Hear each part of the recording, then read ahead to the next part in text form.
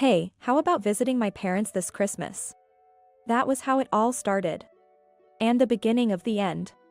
My name is Mary. I'm a 35-year-old housewife. I met my husband, Jack, at work, and it was a workplace romance. Right after we got married, we were blessed with our lovely daughter, Emily, and I quit my job. Now she's 6, and we visited my husband's parents' house for the first time, but it was far away. Hey, is dinner ready yet? My mother-in-law's voice echoed through the room. Yes. Just a moment. I reply while bustling around. My mother-in-law sighs deeply. You're so slow. Jack, how can you stand such a slow wife? Well, yeah. Other wives are much more efficient, she really is too slow and it's a problem. What the heck? You jerk. He is just lunging around and watching TV, of all things. As I was about to retort to my husband, my mother-in-law's words rained down on me. After breakfast, you've got yard work. Then you're organizing the attic. And after that, cleaning out the shed. It's supposed to be Christmas holiday. The one time of the year you're supposed to relax. And yet, why am I working like this? And my husband, still slacking off as usual, really gets on my nerves. By the time I somehow finished all the tasks, I was completely exhausted and couldn't move. I sat down in the living room. Phew, I'm beat. Who said you could rest? Get started on lunch now. My mother-in-law ordered me without missing a beat. I've been working all this time, let me rest a bit. A wife is basically like a maid. You think you can eat for free without working? Get to work. But. My husband's hometown is in the countryside. In the countryside, for better or worse, old customs linger. A wife is someone who marries into a family. It's an old-fashioned way of thinking, I guess. But even in the old days, there weren't wives who worked this hard. Can you give me a hand, honey? No way. My husband replied briskly. He does nothing at home. And at his parents' place, he's even worse, just drinking away. He's still lounging in the same spot as this morning, right? Hey, I need to go buy some groceries. Why don't you go then? Come with me. The supermarket in the countryside is far. My husband, who has a driver's license, has been drinking since morning, and I don't have a license. So, walking is the only option, but a 30-minute walk one way is too much for me alone. So I ask him at least to help carry the groceries, but he frowns. No way. Another immediate response. I feel like throwing a garbage at his face. It would surely be a hassle to remove. While I imagine this, my husband idly swings his beer can. I'm drinking right now. What's with that robotic talk? I'm tipsy now. So what? I can't go. So, he doesn't want to go, huh? Fine then. This useless man. While I'm seething, my mother-in-law yells from behind. Isn't dinner ready yet? Ugh. Fine. I'll buy tons of marshmallows. Yeah, I finally made it back. A 30-minute walk one way was really tough. And on the way back, I'm carrying groceries in both hands. I stagger into my husband's parents' house, completely exhausted. I put down the bags and plop down in the entrance. I let out a long sigh. That's when it happened. Hurry up. Geez, you're as slow as your mother. I'm sorry. I hear my mother-in-law's angry voice and my daughter apologizing. At that moment, I was like a robot. I was running on backup energy, having depleted all my primary energy. Forgetting all my fatigue, I suddenly jump up and dash towards the source of the voices. I stepped over my husband, who was still lazing around, and rushed over. I thought I heard a pathetic whimper from underfoot, but I ignored it for now. I head to the kitchen where the voices came from. And what I saw was... What are you doing? I yell, and my mother-in-law and daughter both look at me. Mom. You finally got back, huh? Seeing my face, my daughter's face brightened. I could see tears in her eyes. Sitting in a chair, my mother-in-law was arrogantly perched. What are you doing? At my question, mother-in-law snorted. Looking over, I saw my daughter, Emily, holding a saucepan. Why? Emily, what are you doing? My daughter explained hesitantly at my question. Well, Grandma said she was hungry and told me to get ready. She told me to start cooking. My goodness. Not being able to cook, what a useless granddaughter. What have you been teaching her? Like mother, like daughter, huh? I wonder if she's really my son's child. Even I couldn't hold back when my daughter was spoken about like that. She's only 6 years old. Telling such a young child to cook, can't you do it yourself? Saying such things to your own granddaughter.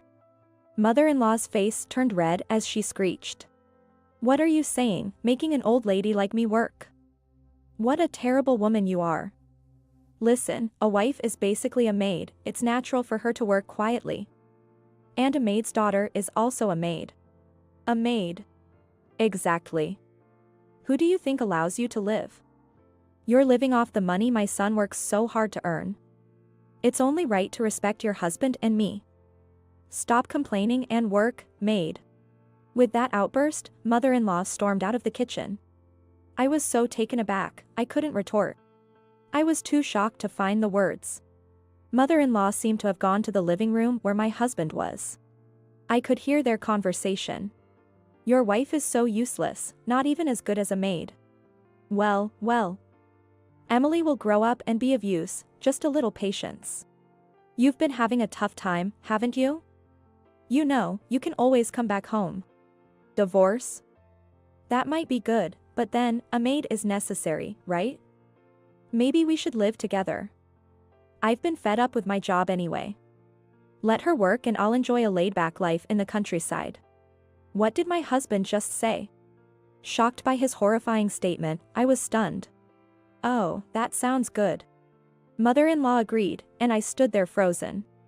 I clenched my fists tightly when suddenly a warm hand gently covered mine. Mom? It was Emily. I slowly looked at her face. She looked up at me, her face filled with concern. I crouched down to her level and slowly began to speak. Emily? Yes? Do you like Daddy? Well? She didn't answer right away. Of course, she wouldn't. My husband has been indifferent to parenting. He barely talks to Emily or me when he gets home from work, just lounges on the sofa watching TV or fiddling with his phone. On weekends, he goes out drinking and comes home late. Since the times changed and he couldn't go out, he's been drinking at home until late at night. The next day's hangover has become a routine. During long weekends, he just lazes at home or goes out with friends. Family outings? We've barely done any. Actually, when was the last time we did? How many months, or rather, years has it been since this family trip, disguised as a visit to the in-laws? I bet my husband doesn't even know what class our daughter is in at school. He knows nothing about her likes and dislikes. He has no interest in what she wants to be when she grows up. No wonder she can't say she likes her father. It's only natural. So, I asked again. Then, do you like Grandma? I hate her. So, an immediate answer there. I couldn't help but give a wry smile. No wonder, after being yelled at like that. But then, she said something unexpected.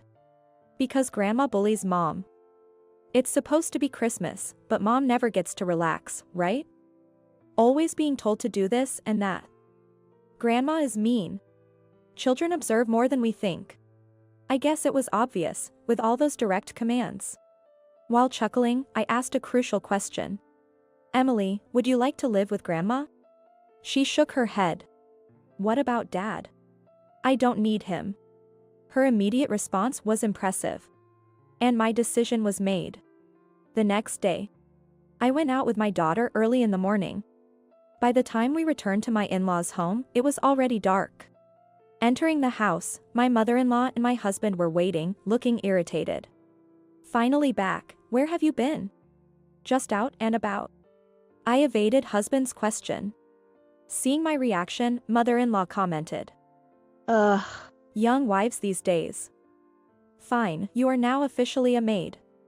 Hey, maid, I'm hungry. Where's dinner and tea? Ever the commander, mother-in-law. I silently served tea to both of them. My husband reached for his teacup. But I swiftly snatched it away. What the heck? He looked dumbfounded. And then I doused him with the tea. Whoa. What are you doing? Don't worry, it's cooled down. That's not the point. Hey, stop. I doused him thoroughly with the tea, swiftly dodging his reaching hand, and placed the teacup down with a clink. Hey, you. How dare you, a mere maid? Mother-in-law's eyes bulged with anger. Shut up. I am not your maid or anything else. I retorted fiercely. Mother-in-law stood up, about to yell, but I cut her off. I interrupted her. What the?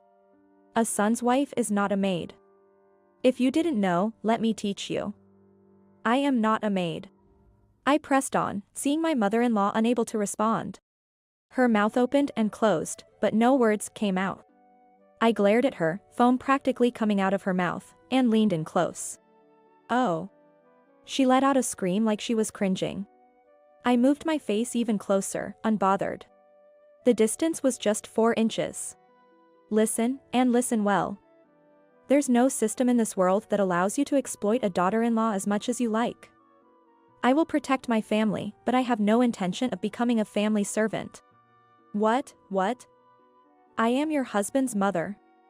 I am family. You should protect me, follow my orders. Are you okay, in the head?